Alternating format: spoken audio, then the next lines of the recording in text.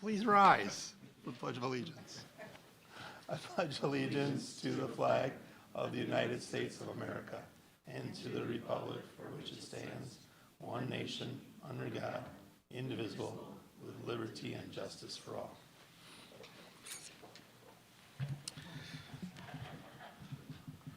All right, we're ready to go here.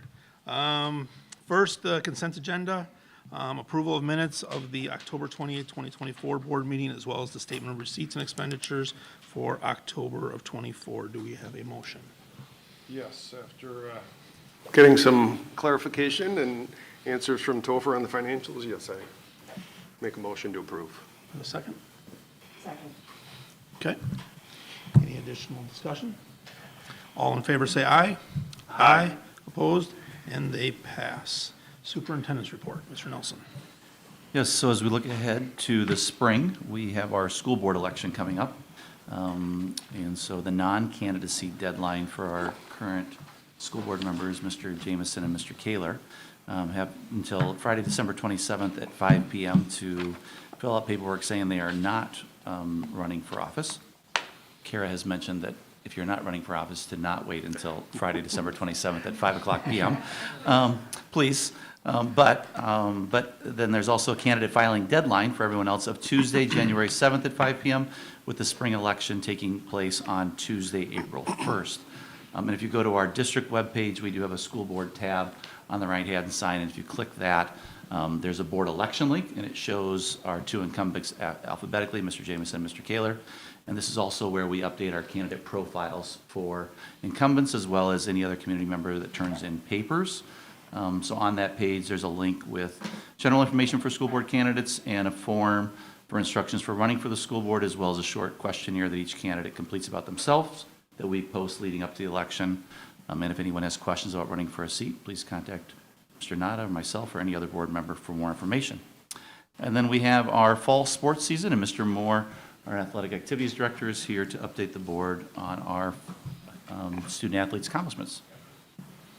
Good evening. Always a pleasure to help recognize all the good that are and the positives that we see out of our boys and girls from this fall sports season. Start off with girls swim and dive. They've qualified 5 athletes for the state meet last weekend in Waukesha. Hannah Gomper was in the 500 and 400 freestyle, 200 medley relay, and 400 freestyle relay. Kylie Grimm, 50 and 100 freestyle, 200 medley relay, and 400 freestyle relay. Selena Haka, 200 freestyle, 100 butterfly, 200 medley relay, 400 freestyle relay. And Lola Michael, 200 medley relay, and Sophie Shoemaker, who accomplished the rare combination of qualifying for dive and being a swimmer in the 400 freestyle relay. So the girls accumulated enough points to finish 13th overall out of 34 scoring teams. Callie Faust qualified for the state cross-country meet. It was her 3rd consecutive year. Callie's a junior, so every year in high school that she has competed on our team, she's qualified for state, earned honorable mention all-conference this season. The volleyball team won their first regional championship since 2015. Paige Prayfrock, first team, Caitlin Mukey, second team, and Amelia Warner, honorable mention, were our all-conference honorees. The football team won its 3rd consecutive Woodland Conference championship and reached the quarterfinals, which is level 3 of the WIA playoffs. Individual awards included all-conference on offense, Noah Anderson, Jeremy Dickerson, Brady Hilgard, Gavin Lemke, Tommy Lutz, Miles Muhlenberg, James Nellis, and Thomas Peterson. All-conference defense included Colton Belke, Tyler Deere, Max Glab, Tyler Heinley, James Nellis, Thomas Peterson, and Tyler Van Sluis. Offensive player of the year in the conference went to Brady Hilgard, and defensive player of the year went to Tyler Heinley. All region went to Noah Anderson, Tyler Deere, Tyler Heinley, Brady Hilgard, Tommy Lutz, and James Nellis. James Nellis earned all-state status. And then all-state honorable mention went to Tyler Heinley, Brady Hilgard, Tommy Lutz. And then conference coach of the year was our own Jim Norris. Ty Meckelberg and Nikita Paraskovis were honorable mention all-conference honorees in boys soccer. And Lincoln Grykar and Griffin Powell were state qualifiers in the state esports competition, and Lincoln placed 3rd in the Super Smash Brothers Championship. So with that, we're awful proud of all that our young men and women did this fall, and as crazy as it sounds, winter sports season is already underway. So we're looking forward to more athletic achievement over the winter. Thank you. Thank you, Mr. Moore. And Topher is going to give us a construction update. Yes, so I'm going to give you an update. We've got some pictures from construction provide a budget summary, and not much has changed there, but we do have some upcoming news coming, and then an overview of the schedule. Between last board meeting and this one, we have begun construction. So we have prepped the site. We had pictures of that, I think, last time, of fencing getting put up. But now excavation has begun, and we have begun pouring the foundation. So well underway. Also upcoming bid package 2. We'll get a chance to look at that on December 4th.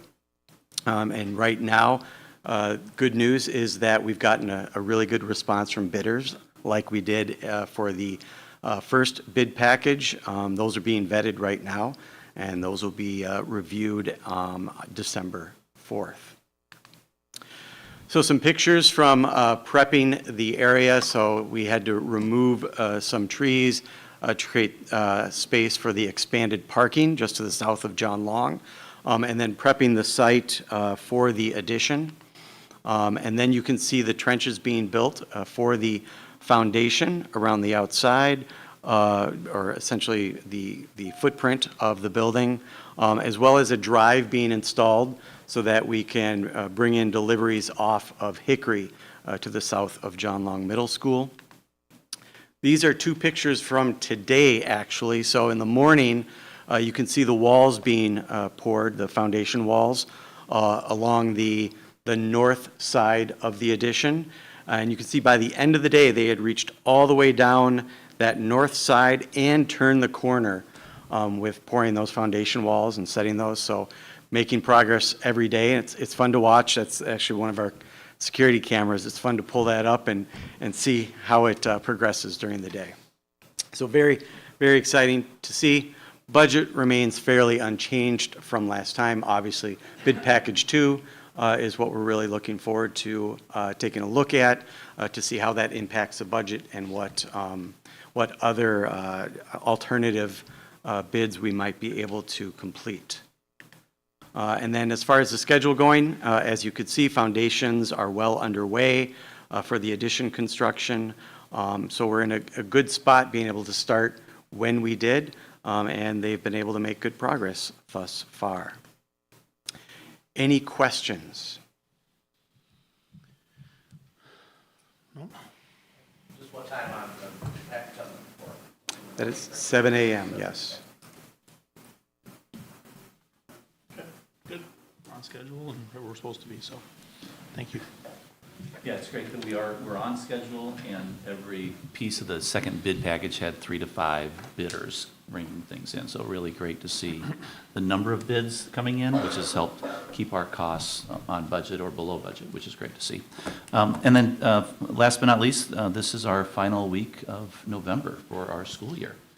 Tomorrow is our last day before Thanksgiving. So students are off Wednesday through Friday, and teachers as well, and staff. And so we want to wish everyone a happy Thanksgiving across our community. Grateful for the support we have in our community, grateful for our school board, and I'm just excited to finish out the week and then start December as we move into December as we come back on Monday. So happy Thanksgiving to everyone. Great, thank you. Any last questions for Jeff? Okay, thank you very much. Public comment, anyone wishing to address the board?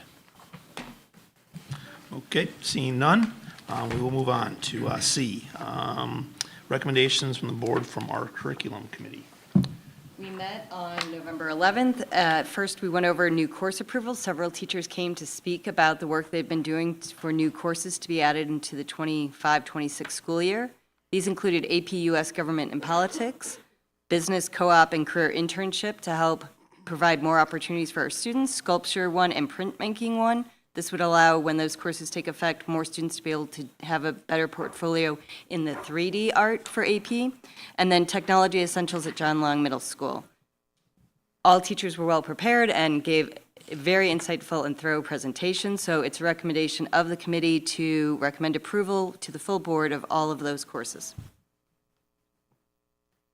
Any questions? We're at that curriculum committee. Any questions to that? Okay. I echo what Carrie said. That was very well prepared with all of the presentations, and it's moving a lot of our courses in the right direction. So So with that, we'll do these all at once, Kara? Okay. I would look for a motion to approve all of the new courses as detailed for Grafton High School and John Long Middle School for the 25-26 school year. Do we have a motion?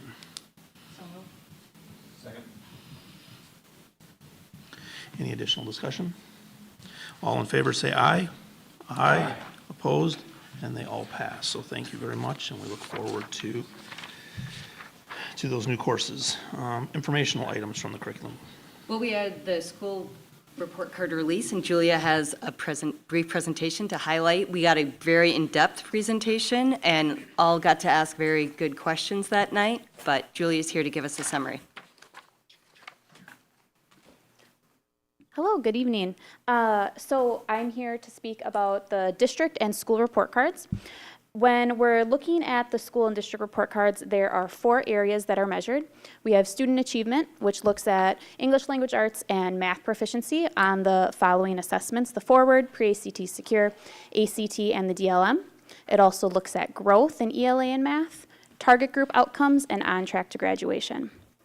For the 2023-2024 school year, the Grafton School District scored 81.5, which exceeds expectations, and we are ranked 16 out of 366 Wisconsin K-4 through 12 districts.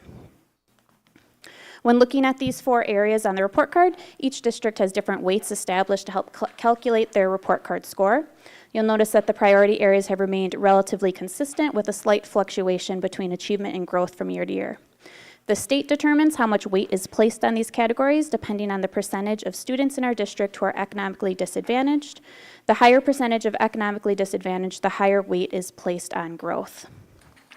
Here's a quick overview of our district's priority area scores. Our district outperformed the state average score in all 3 areas of achievement, growth, and on track to graduation. A point of pride for our district is our district's achievement score. Achievement looks at how our district performs on state assessments, and we're given points for how students score. Students who are meeting receive 1 point, advanced 1.5, and approaching 0.5. These scores are also a multi-year average with the higher weight to the current year. You'll see that we have a priority score of 83.2, which is higher than last year's, and we've scored in the top 5% of districts in the state. These 2 charts show how our students did in each performance band on all 4 assessments, the Forward, Pre-ACT, ACT, and DLM, for all grades 3 through 11. To measure students' meeting benchmark, we're looking at the bottom 2 bars, so the light blue and the purple. In ELA, we had over 70% of our students meet benchmark, again, receiving a score of meeting or advanced, and in math, we had over 75% of our students meet benchmark. A second point of pride for our district is our on track to graduation score. This section of the report card looks at how our district is preparing students for graduation before 12th grade.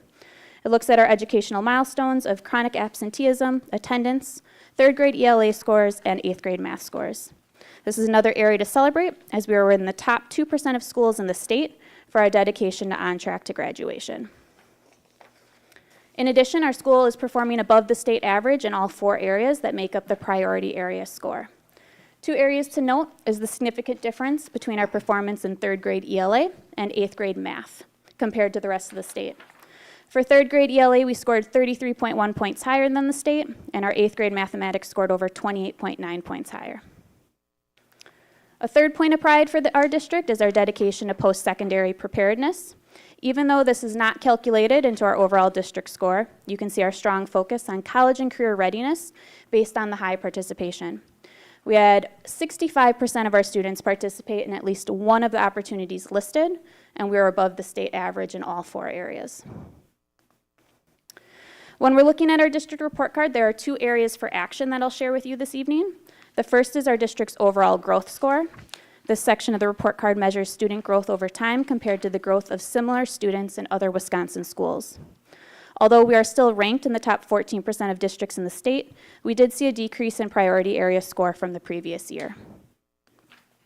The second area for action is our district's target group performance. The target group section of the report card looks at the bottom quartile of our students for achievement in the district and looks specifically at how the group is doing in that areas of achievement, growth, chronic absenteeism, and attendance and graduation. This year, we were in the top 8% of schools in the state of Wisconsin, and although we saw an increase in our priority area score and percentile rank from last year, this is an area all of our schools are continuing to focus on as there is still area for growth. We have updated our Vision 2030 key performance indicators to reflect our district's performance on the state report card. We are meeting 2 of our 4 Vision 2030 goals in COR 3 and LR 3. And as mentioned, growth and target group outcomes are areas for action. Before I share our individual school report cards, are there any questions? Questions? Okay. Starting with Grafton High School. Grafton High School received an overall score of 77.0, which exceeds expectations. It was ranked 53 out of 385 Wisconsin 9 through 12 grade high schools. A point to celebrate for GHS is our achievement score. Overall achievement priority area score remained consistent at 78.3, and it's in the top 10% of all 9 through 12 high schools for achievement. In addition, both ELA and math performance scores exceeded the state average by 20 points. A second point to celebrate for Grafton High School is our on track to graduation. The overall priority area score received a 96.5, and we are in the top 4% of all 9 through 12 high schools for our on track to graduation. In addition, both area scores of chronic absenteeism and graduation rate were above the state average.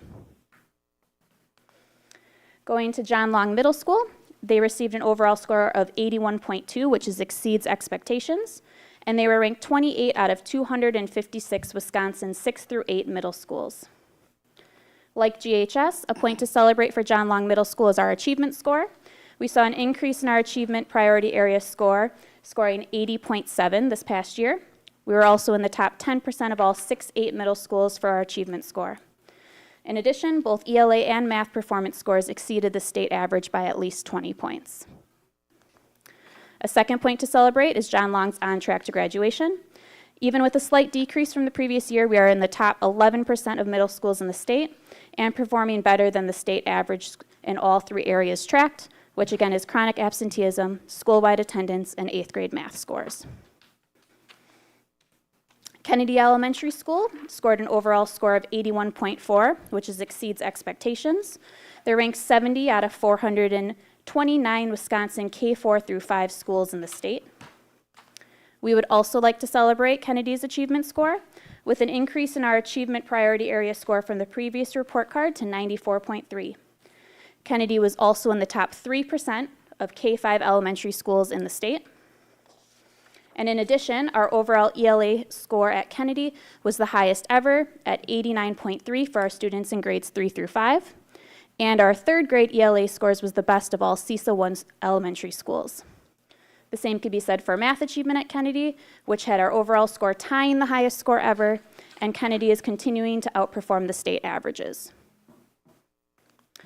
Woodview Elementary had an overall score of 90.9, which significantly exceeds expectation, and was ranked 15 out of 429 Wisconsin K4 through 5 schools in the state. We would like to celebrate Woodview's highest report card score in the last 7 years and their overall improvement in the priority areas of growth and target group outcomes. Again, a point of pride for Woodview is their growth score. They increased their priority area score from 82.2 to 86, and they are in the top 10% of K5 schools in the state for growing all students. Any questions about the school report cards? Comments, questions? We got a lot of detail and went a little bit deeper as well as in the curriculum committee. So I think we've got the points of celebration as well as some action items that we know that we're already starting to work on. So good. Okay. Thank you. We also went over personal and financial literacy changes due to a change in, due to Act 60, it requires that starting with our freshman class, the class of 2028, no longer will AP macro or microeconomics be able to be used for the personal finance requirement, so that 0.5 has to be done either through personal finance, college personal finance, or independent living. So that'll start with our class of 2028. And then we had an Act 20 update. The update was just about how luckily we're already using Amplify. Act 20 refers to the Wisconsin law that aims to improve early literacy in students for grades 5K through 3rd. We also had a professional development update. Luckily, our staff was very kind and able to host Redefining Ready. It was a big thing for our district, being able to show off all of the hard work and accomplishments we've been doing to local districts as well as throughout many other states. We also had professional development critical to Act 20, progress towards 2030. We had Ains Web training, data workshops, and the teachers will have continuing professional development in December, February, March, and in June. And then professional, yeah, that was it. Overall, a very productive meeting. Yes. Any follow-up questions from that meeting, or it was detailed? It was a good meeting, so thank you for that. All right, I think that takes care of our informational items, as we have nothing to vote on those, as on that last bit, which was just informational. We have some recommendations in item E from the policy committee that was also on the 11th. Yes, the policy committee met on November 11th, went through a number of policies. The first group under item 1 are some revised policies that we did a first reading on, and given that they're revised, I think there are 21 policies in that batch. Given that they're just revisions, we can do a first read and approval of them tonight.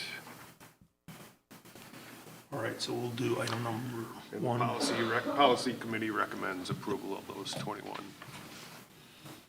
Okay, why don't we tackle that one first? And with this, as Mark mentioned, just some revised policies, this would be a first read and approval. So is there a motion for the 21 noted revised policies for a first read and approval? So moved. Do we have a second? Second. Okay, any additional discussion? All in favor say aye. Aye. Opposed, and those pass.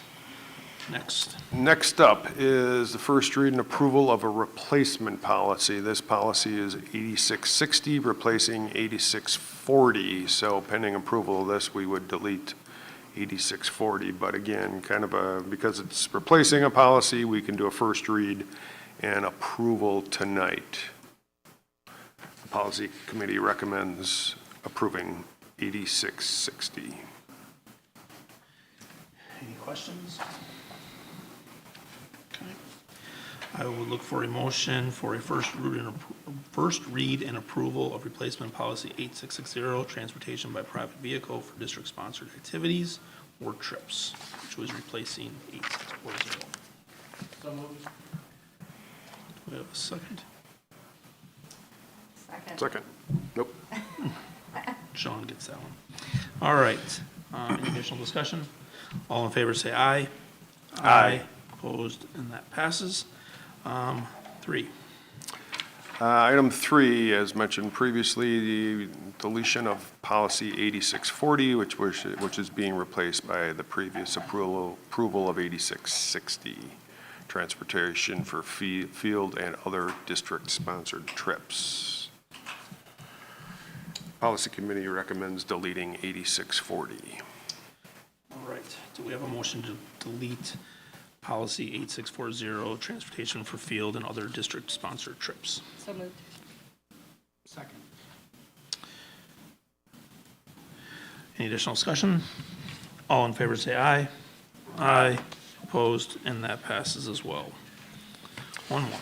Lastly, we had the first reading of a new policy, 561003, alternatives to expulsion and reentry plans. Policy committee reviewed this on the 11th of November, and it is a first read, and so it'll come back for a second read and approval next month. Informational only for tonight. Anybody have any questions at this time on policy 5610.03? Okay, great. We'll have that on the December agenda. F, personnel report. Yes, we have one item for board approval and 3 that are informational. We are recommending that Damon James, who's the current Dean of Students at John Long Middle School, be moved to Associate Principal as we look at adding 5th grade onto the middle school and bringing at least 6 to 7 more teachers and other support staff over to the middle school. The amount of work that will need to be done administratively will grow, as well as student discipline, interactions, building relationships, and having him be a year-round employee will allow us more time and effort to be able to help with that transition and help students be successful. Damon has been a special ed teacher, coach, special ed department chair, now dean of students, and as we talked about it administratively, instead of going through a process of having someone come in to interview from the outside, the work that he has done and the breadth of work and the quality of work and the relationship that he's built makes me very comfortable to recommend him for approval to this administrative role, and I think he'll do a great job in that role. So we would ask for board approval for Damon James as Associate Principal at John Long Middle School. And then informational only, we have 3 new hires. Joseph Payne, Special Education Aide at John Long Middle School, Liz Pryor, Special Education Aide, Woodview Elementary School, and Lori Mahalik, Office Assistant, Kennedy Elementary School, which completes all of our hires and leaves us fully staffed at this point. Excellent. Any questions on the personnel report? Only question is, as the move from Dean of Students to Associate Principal, does that leave that an open position, or is that just shelved for the time? Yep, great question. I should have said that. So that position just transitions into the associate principal role, and we will not have a dean of students. So we'll just have a principal and an associate principal at the middle school next year. Thank you. Any other questions? With that, I would look for a motion to approve Damon James, Associate Principal for John Long Middle School, starting in the 25-26 school year, and a start date of July 1st of 2025. So moved. Second. Additional discussion? All in favor say aye. Aye. Opposed? And that passes. So we congratulate Damon. We look forward to him stepping into that role, as well as welcome Joseph, Liz, and Lori to our district. All right, G, data reports. Hello. I am back, yes. I am here to share about our state data that was released on October 8th, 2024 from the Department of Public Instruction. I'll be sharing forward data with you to start, and then Mr. Manti will come on up and he will be sharing ACT and pre-ACT data. Again, all the data includes the forward exam, which is grades 3 through 8 and 10. Pre-ACT secure is grades 9 and 10, and then the state ACT contract is grades 11. Before I get started, I do want to share some changes to the forward exam. This is just a reminder for the board and for the public that this past year, the forward exam has shifted. So there's a couple of changes to be aware of. The first is our performance level changes. So instead of having advanced, proficient, basic, and below basic, our now performance levels are advanced, meeting, approaching, and developing. In addition, the English language arts section of the forward exam did change. They moved from 4 sections to 3 sections. One of the sessions is now reading comprehension only, and then session 2 and session 3 are language arts and writing combined. So students answer some multiple choice questions and then also perform one short writing task in each of those sessions. In addition, there was a shift of focus for the mathematics section. This is a realignment based on standards that they believe represented the major focus at each grade level. And because of all of these changes, there were the standards realignment and the changes to the ELA test, there were new cut scores, and they were updated.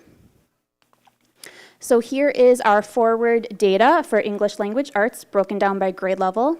Again, you'll notice that we have this light blue and kind of purple, which are advanced at the bottom, and then meeting in the middle. Approaching is yellow, and then developing is orange. You'll notice all of our grade levels had at least 65% or more of our students meeting benchmark, so again, scoring meeting or advanced, and multiple grade levels had over 70% of our students meeting benchmark for English language arts. In math, we had all of our grade levels have at least 70% or more of our students meeting benchmark, and multiple grade levels had over 80% of our students scoring meeting or advanced. We also continued to increase and outperform the state average in both ELA and math. We had 73% of our 3rd through 8th graders perform in the advanced or meeting level in ELA, which is just over 20% higher than the state average.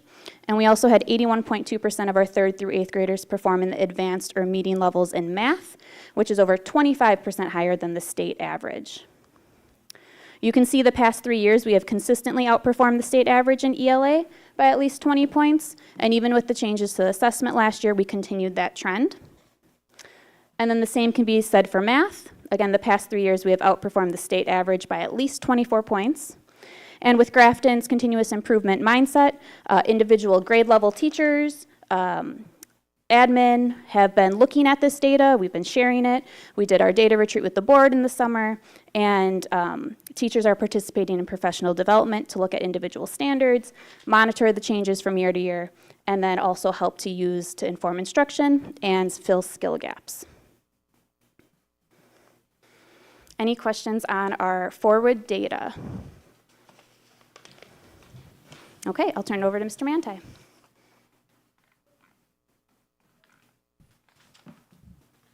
Good evening, everyone. It's my pleasure to talk to you a little bit about our ACT and pre-ACT data from the 23-24 school year per our state testing.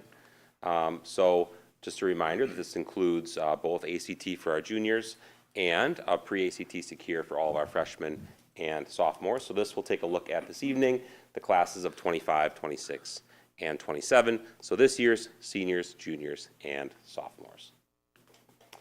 First, let's take a look at our current class of 2025. So when they had taken the ACT as juniors. What we're going to show you is a consistent format throughout these 3 classes, just giving you our students' overall scores in each of the subject area exams and the composite score. And then you'll see the state scores below that. And then we've calculated the difference for you with each of those. So if you take a look across the board, exceeding the state significantly by as many as 3.7 points in English, and 3 points in particular when it comes to the composite, and that overall composite score of 22.2 for the class of 2025. Moving on to our pre-ACT, but this is broken down now just to the class of 2026, which is this year's junior class who will be taking the ACT in just a few short months. So as sophomores, here's their performance across the board on the first line. You'll see the state performance underneath, and then you will see the difference there that exists as well. Also a strong performance by our current junior class when it comes to the differences. 3.8 points better in English, 3.2 in composite, and you can see the rest of the scores as well throughout the current junior class.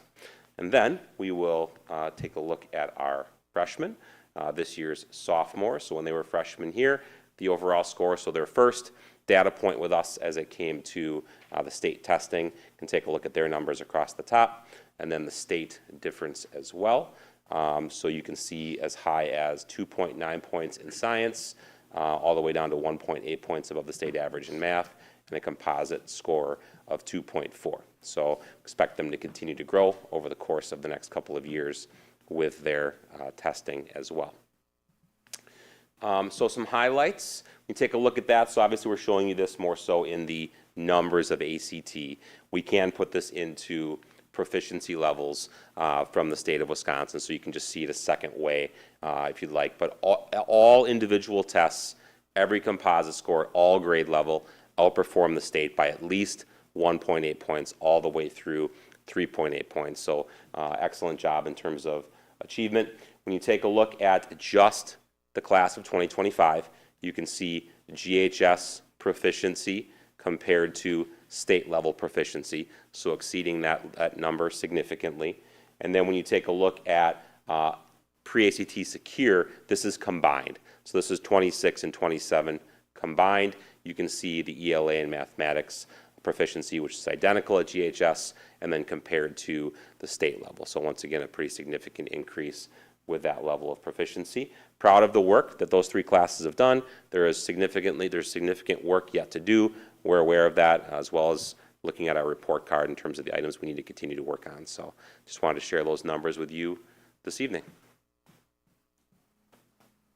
Thank you. And we did also update our Vision 2030 indicators as seen here. Like Scott mentioned, we are proud of the work that our students are doing, but we do understand that there is an area for improvement.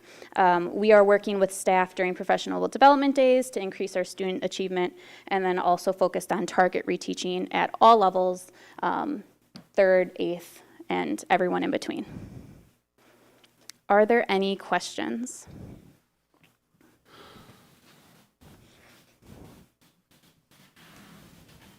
Nope, I think I appreciate the information and putting that together and giving us a snapshot of where we're at, so thank you. Thanks. All right, item H, report of total school taxes levied. Yeah, with coming out in a couple of weeks, I thought I'd talk a little bit about how a property tax levy becomes a tax bill, which does sound a lot like an episode of Schoolhouse Rock. This may not be quite as fun, but we're going to launch into that. So, as you recall, we did approve the all-fund tax levy last month, and then we took that. It was applied against equalized property values in the district to calculate a mill rate or tax rate per 100 or per $1,000 of equalized value. Now, there's certainly more to the story as we move forward with having that all-fund tax levy. So that does get sent to the municipalities. I'll talk a little bit about how that gets sent to the municipalities. But once it gets there, the municipality receives from the state a school levy tax credit to lower the overall school portion of the tax bill. And so, as you recall, last year it went up fairly significantly statewide, and then also went up this year as well, not quite as much. But last year, as you can see on this bill, there was a significant increase in that school tax levy credit from the prior year, which helped actually reduce tax bills last year overall, and this one down 1%, even though our levy did increase last year. Our total school tax levy, tax bill went down. Now, this year, on November 20th, they did release the school levy tax credit for the different municipalities, so we can get really, really close to what that's going to mean for us. It does mean another increase of about 5.1%. So even though our all-fund tax levy went up 2.9%, when you apply the school tax levy credit, then you get total school taxes levied increase of 2.4%. Now, we do have in the district an increase of approximately 2.1% in net construction values. That's new property value coming online, which will absorb most of that 2.4% increase, leaving just 0.3%, a 0.3% increase to existing properties for their tax bill.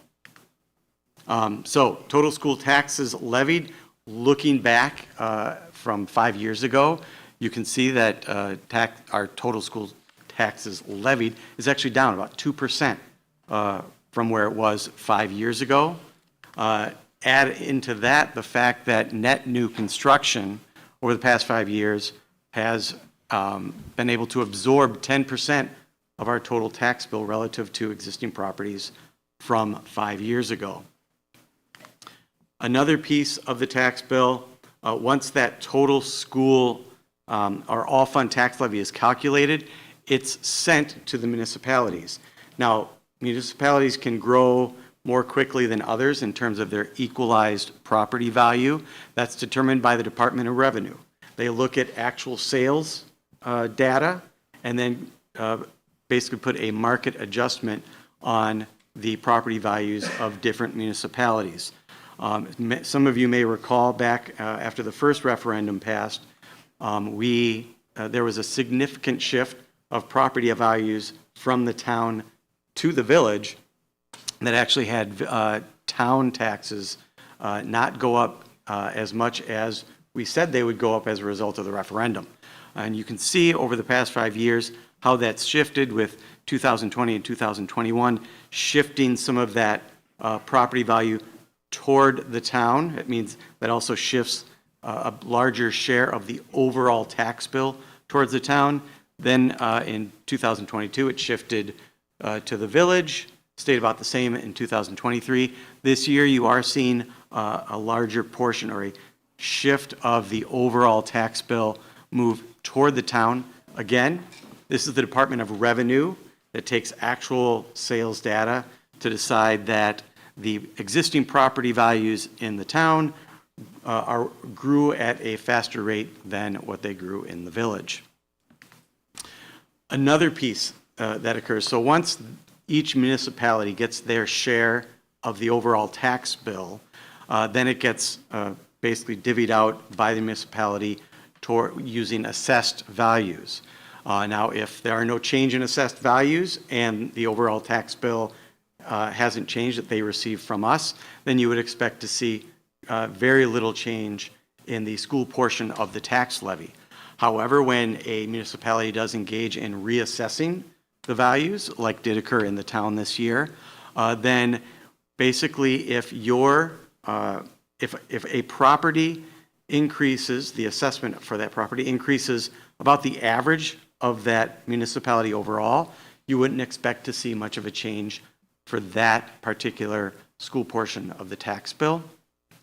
So if in a municipality, assessments are going up an average of 35%, and yours goes up 35%, then you wouldn't necessarily expect to see a big change to that school portion of the tax bill, which we know overall is pretty much the same as it was last year. However, if your property value assessment went up 45%, then you're going to take on a bigger share of that municipality's tax bill.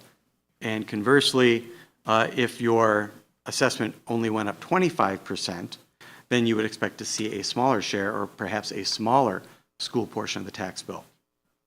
Wanted to bring this forward because those tax bills are going to be coming out, just so that you are aware of, if you get questions from neighbors or what have you, that you understand all the different pieces that go into how that tax bill makes it from our levy and then onto the tax bill going to homeowners and property owners.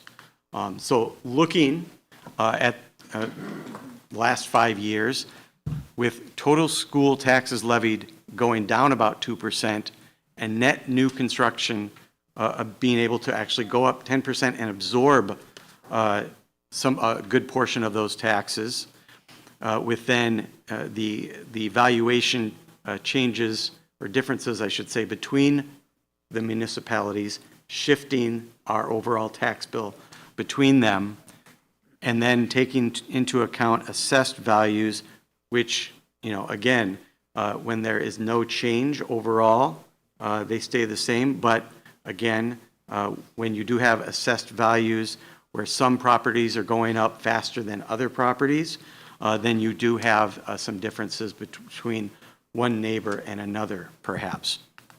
But overall, over the past 5 years, with all this, typical school portion of the tax bill is expected to be about 7 to 14% lower than it was 5 years ago.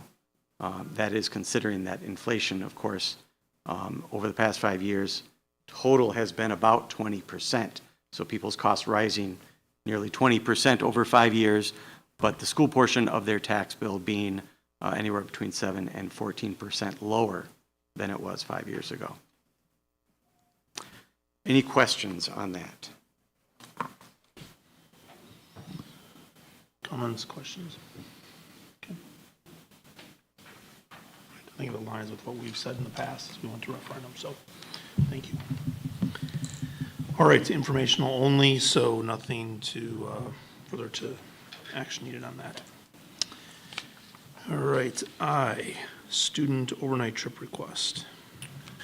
Yes, although that really was an amazing presentation by Topher, I attended Schoolhouse Rock on Sunday at John Long Middle School, and I think it'd be a disservice to say that that was better than Schoolhouse Rock. I should have, I'm remiss in not mentioning kudos to Ms. Klepek and all of the students and the other adults who helped out with Schoolhouse Rock. I think they had like 300 people Friday night, 275 Saturday, and then Sunday, I don't recall the number, but it was a good turnout even on the Sunday afternoon at Schoolhouse Rock. So, yes, Topher wasn't singing, but it was pretty good, Topher. That was a nice pull, too, I will say that. And with that, we would ask for board approval for the Lakeshore Lightning girls hockey team. This is our co-op team, but to be going to the Culver's Cup Hockey Tournament in Verona, Wisconsin on December 26th and returning on the 28th. The costs are funded through the Blue Line Booster Club, and we'd ask for board approval for that trip. Any questions? For a motion to approve the trip request. So moved. Second. All in favor, say aye. Aye. Opposed? That passes. Fun travel. All right, gift reports. Yes, we have multiple gift reports we'd ask for board approval for. So the first being from the Aurora Medical Center. Haley Nennen is the contact person for Kennedy and Woodview Elementary Schools, donating school supplies and sanitizing wipes and tissues in the amount of $500. And then the Grafton Athletic Booster Club, Ben Brehen is the contact person for the Grafton High School cheer, for their cheer choreography, routine, competition music in the amount of $4,000, a restricted gift to the cheer program. Grafton Youth Basketball Club, Andy Kavoya is the contact person at the Boys Basketball Club, donation of $1,644.52 as a restricted gift. And then, again, the Grafton Athletic Booster Club with Ben Brehen for the high school soccer program for boys and girls soccer shelters in the amount of $8,650. And then the Grafton Music and Theater Boosters with the contact person of Rick Seibold, donating $1,000 for props for the winter play. Also from the Grafton Music and Theater Boosters for John Long Middle School bands, restricted gift for JLMS band T-shirts in the amount of $978. And then for enhancing our future athletic complex development, Phase 3, we've had a parent group that stepped up and has, Kathy Hines has been instrumental in leading this charge to try and have more donations be given to Phase 3 of the nation levels, so that we have had these donations come in. So Andrew and Carrie DeMore in the amount of $250, Lisa and Travis Kreisger in the amount of $250, Judith and Michael Cox in the amount of $300, Alyssa Arnold in the amount of $350, Thomas Garrity in the amount of $500, Cheryl Herbach in the amount of $500, Robbie Schrader, $500, Allison and Joseph Bergman, Blackhawk donation level of $1,000, Mark and Nancy Kaler, Blackhawk donation level of $1,000, Ashley and Brian Mediger, Blackhawk level of $1,000, Nicole and Tequin Roberts, Blackhawk donation level of $1,000, Gary and Barb Vanderstill, Blackhawk level of $2,500, and Daniel Jury in the amount, varsity level in the amount of $6,000. Any questions on the gift reports as presented? Okay. I will look for a motion to approve the gift reports as presented. So moved. Second. Additional discussion? All in favor, say aye. Aye. Opposed? That passes. We thank everyone. We'll get notices out, and it is great to see us getting some traction on Phase 3 too. So, all right, thank you. K is just a notification that our December board meeting is a week early due to Christmas, and that will also start our tour around the district. So December 16th will be at Kennedy Elementary. All right, that brings us to adjournment. The Board of Education will consider a motion to convene in closed session. 1, pursuant to Wisconsin Statute 19.85, Section 1, subsection D, considering strategy for crime detection or prevention for purpose of reviewing school safety drill information. 2, pursuant to Wisconsin Statute 19.85, Section 1, subsection F, considering social or personal history or disciplinary data of specific persons which, if discussed in public, would be likely to have substantial adverse effect upon the reputation of any person referred to in such data for purpose of considering student behavior and safety processes. Do we have a motion to go into closed? So moved. Second. We will take a voice vote. Bob? Yes. Yes. Yes. Yes. Yes. Yes. And yes, we are in closed. Thank you.